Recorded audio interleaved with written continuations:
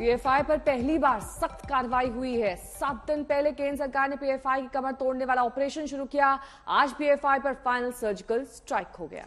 गृह मंत्रालय ने आज पीएफआई पर पाबंदी वाला फरमान जारी कर दिया। 5 साल के लिए पीएफआई पर बैन लगा दिया गया। पीएफआई के खिलाफ सबूतों के ढेर है और इसलिए अदालत में पीएफआई का जुर्म साबित करने में ज्यादा दिक्कत नहीं होनी चाहिए।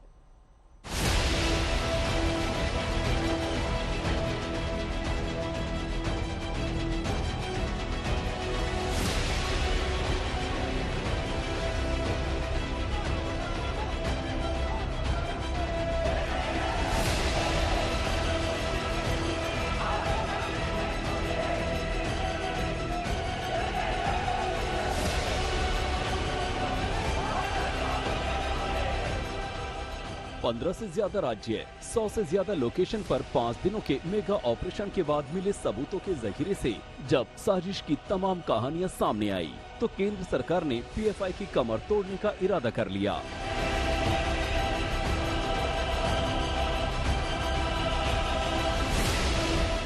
पीएफआई की उल्टी गिनती का पैगाम जारी कर दिया। ये केंद्र सरकार के गृह मंत्रालय का गजट नोटिफिकेशन है, लेकिन इसे आप पीएफआई की ताबूत पर आखिरी कील समझिए।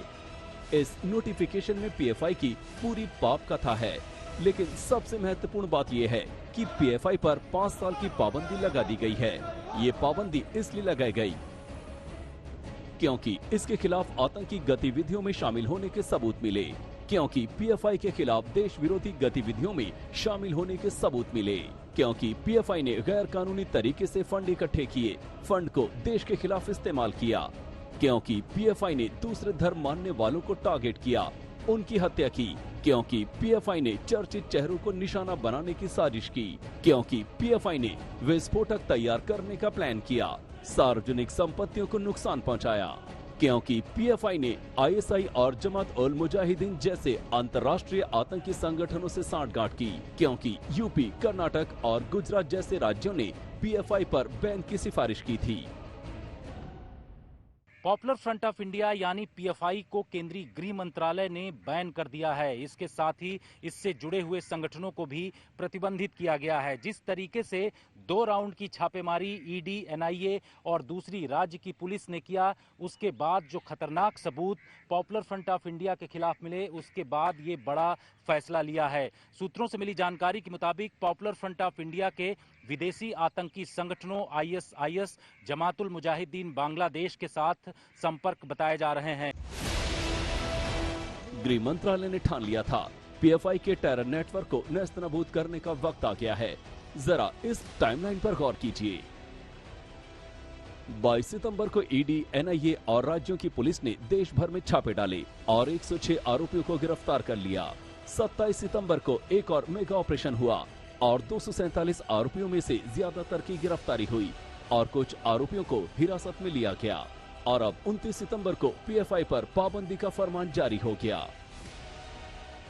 पीएफआई पर जो प्रतिबंध लगाया गया है इसका स्वागत करता हूं और जो भी विरोध करने वाले हैं उनको यह कहना चाहता हूं कि यह देश के विरुद्ध जो साजिश करने वाले हैं, अगर उनके खिलाफ कार्रवाई होती है तो उसके स्वागत की जगह उसका विरोध करने का मतलब यह होता है कि निश्चित तौर से वह हिंसा फैलाने वालों को मदद करने के लिए आगे आ रहे हैं और इस प्रकार की चीजें यह देश बर्दाश्त नहीं करेगा और इसका जवाब देश देगा। जब तक आप पूरे कुनबे को समाप्त नहीं करोगे, आतंक का कुनबा था ये पूरा का पूरा, इस आतंक के कुनबे को जब तक पूरा समाप्त नहीं करोगे तब तक आतंकवाद की समाप्ति नहीं होती।